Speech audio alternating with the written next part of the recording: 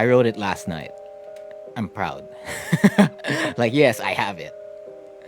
Because I'm more or less going to be repeating a lot of the stuff I said from the basic Hwoarang guys. It's just that the perspective's just a little bit different, right? Just a little bit different. So, Advanced Hwoarang Guide. We're at the tail end of Beginner and Intermediate. This is the finale of Open Hwo Lessons. Aside, what a journey it's been. What a journey it's been. And yes, hopefully it's what a journey it's been for you. You know, learning from beginner to intermediate Hwoarang. By this point, what do I expect? I kind of expect you know how to use the character already. You're very familiar with options, this and that. You've opened up the number of options you have, etc., etc. You're a lot safer-ish. You have a JFSR, by the way. That's like the most important thing I kind of expect from you already at this point. If you're learning Hwoarang, by this point, you should have a JFSR. You must have a JFSR. I cannot stress that enough, how much you need a JFSR. You need a JFSR. And that's the first thing you really need to know at an advanced level. You need JFSR. It's going to be saving you a lot. In neutral. Next. So, aside from knowing all the Hwoarang stuff, knowing all the options and this and that, all that kind of stuff, basically you're just very comfortable. And you've decided on what kind of Hwoarang you are. So are you an offensive Hwoarang, right? You're more in the opponent's face, right? You're getting the chip all day, non-stop, putting it in these mixes. Or are you the neutral type of Hwoarang, wherein you're looking for information, you're doing stuff like this, you're looking for that one big launcher, and then once you know you have an opening, you start going in? Or are you the defensive type of Hwoarang, wherein you chip, you go away, chip, chip, leave the plus frames hanging, wait, and then if they do something big, back 3 whiff punish, right? So hopefully you've decided as well what kind of Hwoarang you are, because this will help you look at your options a lot more, you know, clearer-ish, sharper, whatever the term is, in your labbing. Of course, I highly recommend you learn all the playstyles. So again, there's a video on that. I've made it. Link in the description below, as per usual, as with everything. So, what are the issues that you may arise upon at high level? It's, number one, stagnating. So, you may be doing an option over and over again. You know why this option is good, etc., etc. You're already doing it to check your opponent non-stop, and then you follow up with another option, and then after that you follow another option. You're like, you add more, you do the Hwoarang stuff basically. But why do I say stagnating? Because doing those stuff over and over again, even if you do know how your opponent's reacting, isn't enough. You have to know which has the biggest impact. So that's more mental than anything else. So you figure out which one is giving you more situations. Even if, let's say, in a scenario wherein after while standing 4-4, your opponent's been blocking DF1 plus 2. So that means you're like, okay, so that means lows are open, right? Or I can go for a big plus frame, like let's say RFF2. I could put myself in plus 2. It's a high. He's not gonna duck, right? He's blocking the mid. So you could do down back 4 into put in more options, again, intermediate style, right? Putting in more and more options. But you could also look for something that has bigger impact. Because if you rush the options, like you already know that they're gonna do this, do that, and you rush it, you're rushing your game plan, and you're making them adjust faster. So that's more mental than anything else. You have to figure that out by yourself with your playstyle. Because sometimes it's advisable to go straight for the thing that they're not blocking, or you keep them hanging non-stop, but that also could backfire. So you have to find the balance in between. You have to find which impacts your opponent's mental, their patience, their defense, or how it affects their neutral more often than not. So this is like the main key issue you're gonna be having with Hwoarang at a high level. Which option is best as the match has gone on, not on paper. What's the best option I can do now? Not what's the best option I can do now on paper. What's the best option I can do now to arrive at a certain goal? So what is your objective? Again, this is why I said hopefully you figured out what type of Hwoarang you are. So again, if you're offensive Hwoarang and you're the while standing 4-4 scenario, what you want to do is get their life bar to 0 through mixes. So in this scenario, right, if they've been blocking DF1 plus 2, you could down 3-4 immediately. Like straight up, you could down 3-4 immediately all the time. Like, okay, he's gonna give it to me, right? So again, that's the goal. You're aligning it towards the goal. If you're a neutral type Hwoarang, maybe hanging it on a RFF DF4 to an RFS1 is great. I would highly recommend it. I'm a neutral type Hwoarang. And then if you're a defensive type Hwoarang, maybe just doing DF1+2 and then backdashing away is also great. Like, you have to connect it to the goal and see which one would help you get that. And it's not just your goal, it's also how your opponent's reacting towards those things in lieu of your goal. Again, it's just complicated. You could make it simpler. Again, as much as possible, make it simple. But there's the kind of stuff you'll be thinking about in correlation with all the moves and options you have based on the style you're doing and whatnot. I've rambled on long enough for the issues. But yeah, that's basically it. Mental. More mental than anything else. And finding which options are best in game, not on paper, in game. Okay, let's go to key moves. Well, I've spelled out majority of the key moves already for Hwoarang, right? Again, no brainer. Back 3, DF2. That's a key move for all levels, right? Down back 3. This was a basic key move. It was not in the intermediate. The intermediate one's down back 4. But in high level, these both will serve really, really good to you. Because again, this is -12. And this is -13. So again, depending on the matchup you're fighting, super important. So if you're fighting someone with a 13 frame launch punish, while standing launch punish, so it's like Kazuya, Josie, Eddie, right? You may want to go for down back 4. But if you're in a scenario where you have no choice, you still have to go for down back 3. So it's about how many times do I do the down back 3. And yeah, it goes in lieu with the issues you'll arise at a high level for Hwoarang. I stressed DF4 in intermediate. I'll stress it again in advanced. You're going to need this move a lot.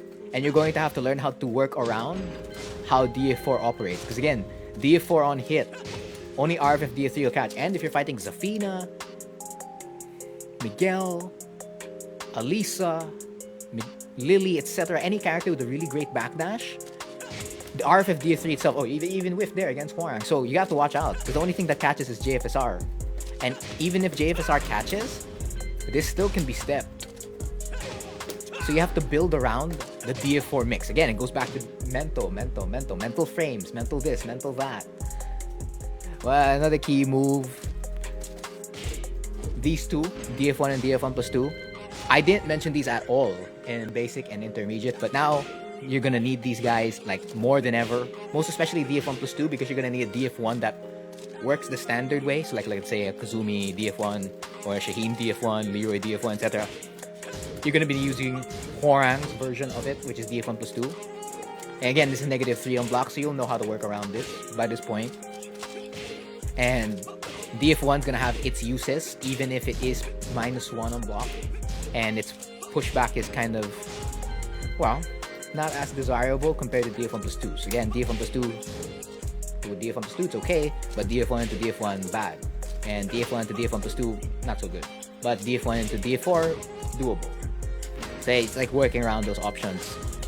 More mental than anything else, because you could let frames hang, right? If you're more of a defensive Hwoarang, you do DF1, you could let the frame hang and just stay in place. If you're a neutral Hwoarang, you could let the frame hang and then do something like this. You could stutter step in between and then get like your free down back 3 or your free FC4. And if you're an offensive Hwoarang, you're not gonna let those frames hang. You're gonna run in, or like you're gonna straight up running 3. You're gonna do the dragon off in it. Yeah, it took me a while to get that, but yes. JFSR, I stressed this earlier. This is going to be one of your major key moves in advanced, because this is one of the only moves in your arsenal that you could throw out from LFF that will get you pushback. That will get you space. And space is super important in Tekken. So again, it's safe. This used to be -10, and it was punishable by a small group of characters. But now it's -8, so it's safer. You lose nothing. And you can even, if you're feeling cheesy, you could down jab afterwards, or you could do JFSR to back 4. Again, lab these options thoroughly. So yes, space, super important. This is the one move in the whole of Hwoarang's arsenal that's gonna get you space. The other moves that will get you space are stuff that's stuck in RFF. The only stuff that'll give you space in RFF is stuff like RFF 4-4. This jails if you don't delay it. RFF 2-4-4 jails again if you don't delay it.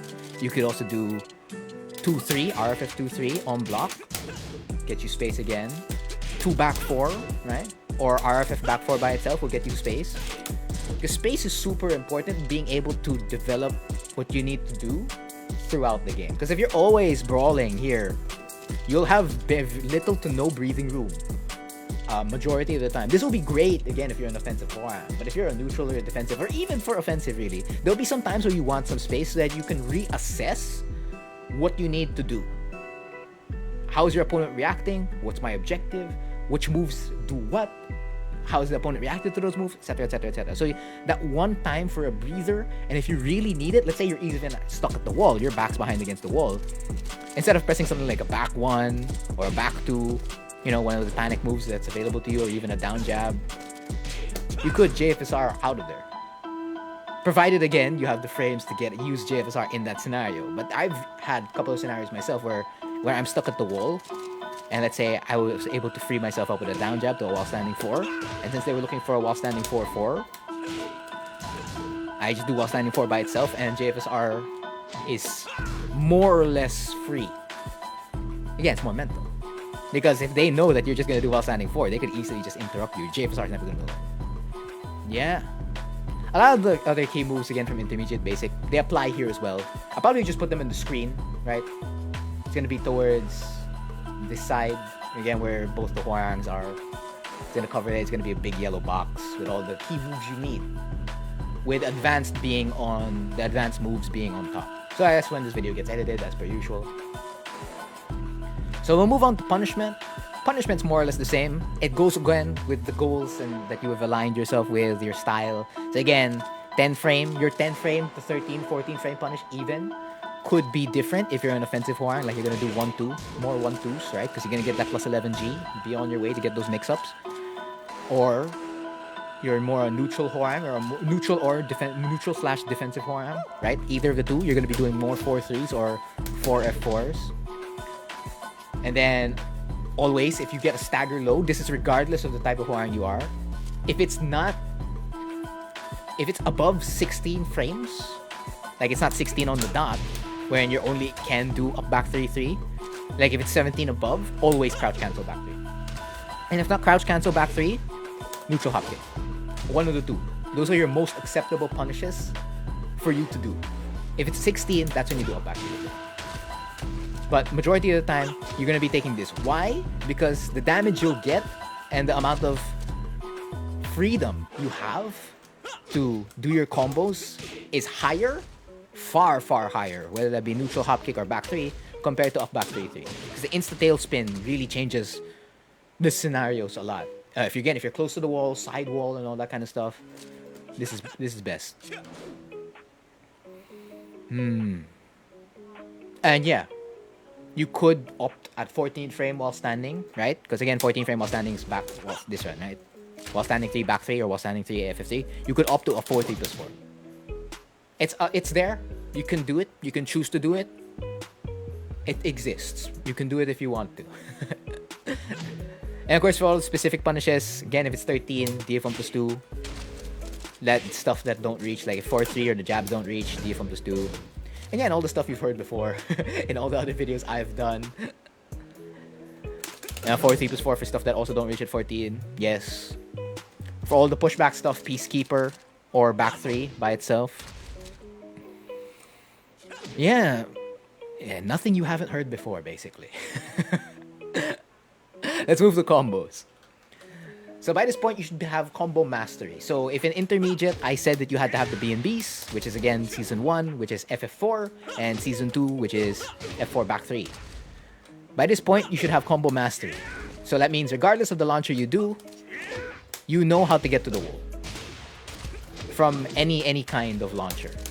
Or any scenario. Majority of the scenarios. And that includes sidewall combos too. I guess the one thing I will focus on for advanced combos is that aside from combo mastery and combo customization, is that you have to have one of the 3 enders. So if it's a Season 2 B&B, you should have this ender, which is RFF forward 3 into LFS back 3. So I'll see if I can do it here. Yeah. There you go, like so. There you're supposed to get 74 damage mostly.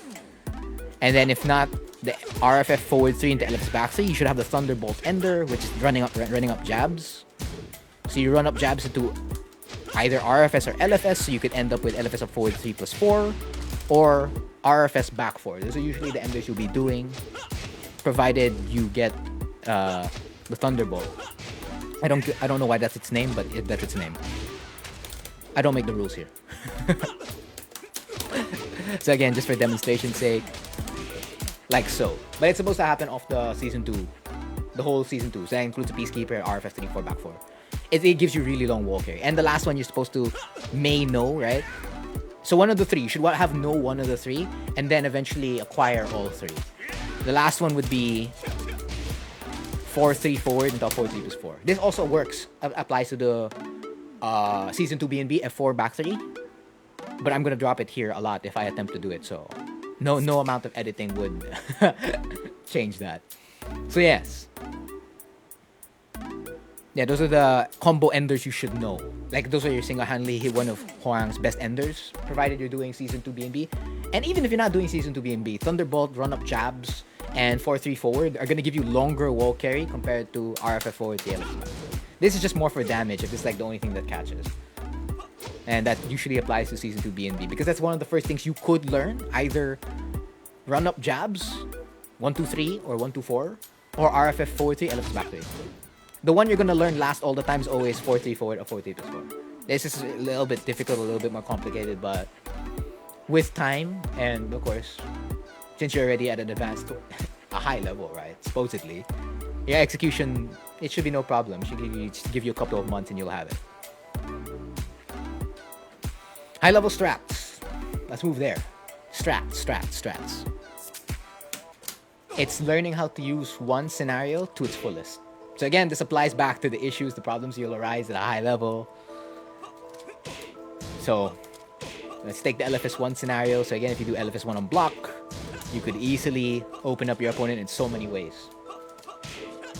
So the strat is figuring out which one is best depending on your objective. I think that's just a repeat of what I said earlier. Even I'm repeating myself. Even I repeat several stuff in this video. Yeah, there isn't that many high-level strats. If any. I think the one that I can think of off the top of my head is movement. So, you could do something like this, the RFF dance, right? So, to achieve this, you're just gonna press... So, to achieve this, you press back, 3 plus 4. You cancel RFF by going up or down. That's why in this case I go down, and then I press forward 3 plus 4. And then I just repeat it slowly. And what you should have is a square. So whether that be going downwards or upwards. So this helps give the illusion that you have other options available to you. And you do have other options available to you indeed. So like in this scenario, you could instantly do RFF back 3, RFF back 4, RFF down back 3, JFSR, an easier JFSR because it comes out from RFF, RFF back 2, or backlash. Like this is the main reason why you are hovering around in this area with RFF. Because if they just recklessly press a button to approach you, backlash will, deter them from it. Of course, at a high level, you won't see a lot of Hwoarangs doing backlash, but they are still entering the stance from time to time. Because it hides the stance you are in. Of course, again, you are vulnerable every time you are stance switching. Like around give or take 8 frames, so you're not going to be instantly blocking the moment you swap from stance to stance. So one of the things you could do is like you could attach that with movement. So let's say, right, you're doing this, you're doing the RFF cancels, and then you could wave dash in. This is a bad wave dash, right? But just for demonstration's sake, and then do that. That's very unseeable, by the way. Yeah, it's hard to catch that. Or even you're just doing it regularly, like you stay in LFF and then you go in. It's hard to see. That's hard to see. So that could literally apply to anything. That could be from left flamingo, right? And of course, right flamingo, one of the things you could easily do is just do the classic Mishima stuff, waifu into RFS, and you do your 50-50. That applies also with down D4. And then you could do something like hunting hawk, so you have to say 50-50s. And you can just keep LFF and then backdash into this. Like, because RFF backdash is good, aside from a regular backdash. So you could use the RFF backdash to get an instant JFSR punish. Or a right plasma blade, like, because again, back 3 is 19 while all the other plasma blades are 13. So that's mainly what you'll be doing. And of course, you can link this all with the basic and intermediate strats. So if we talk about the LFS1 scenario again, you could just do something like that. So that's already connecting basic to advanced. And if you connect that with intermediate... No, that was a bad example, hold on. Something like that. Something like that.